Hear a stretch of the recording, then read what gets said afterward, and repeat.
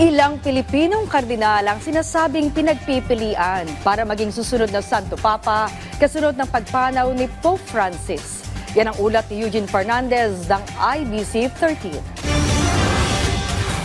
Bagamat nagluluksa pa ang simbahan sa pagpanaw ni Pope Francis, marami na rin ang nag-aabang para sa isasagawang conclave o ang pamimili ng susunod na lider ng simbahan. Ayon sa Catholic Bishops' Conference of the Philippines, kadalasang nakakapili ng bagong Santo Papa sa loob ng 2 o 3 linggo. Ay hindi natin mapredict, but historically, lalong-lalo na yung mga previous elections, ang average yan mga 15 to 18 days after the burial of the Pope, meron na kagad tayong nahalal na Santo Papa.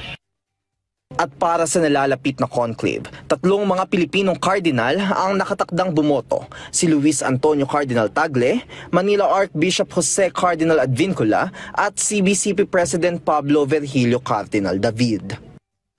Sabi ng CBCP, nakatakda ng lumipad patungong Vatican sina Cardinal Advincula at Cardinal David habang nasa Vatican na rin naman si Cardinal Tagle.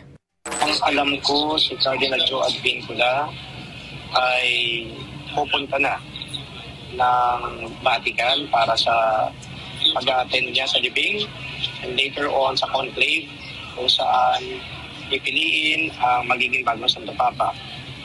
Ang palagay ko din, si Cardinal Ambo David ay pupunta din mag-attend din ng paglilibing at saka ng conclave. Hindi dapat bababa sa 2/3 ng higit sa 200 kardinal ang magkasundong makakapili ng isang kardinal na itatalagang bagong lider ng simbahan.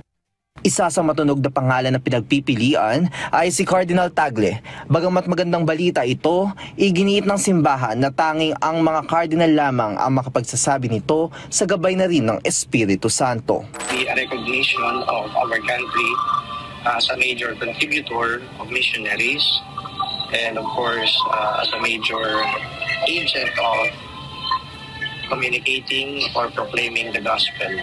So kung sakali man na ito ay ikilanlin sa pamamagitan ng paghahalal sa isang Pilipinong Santo Papa, isang malaking karangalan din yan para sa ating bansa. Kaya naman, nauna na rin umapila si Cardinal David sa mga Katoliko na ipanalangin silang lahat dahil posible rin namang hindi isa sa mga popular na kardinal ang mapili ng Espiritu Santo na maging susunod na Santo Papa. Mula sa IBC 13, Eugene Fernandez para sa Balitang Pambansa.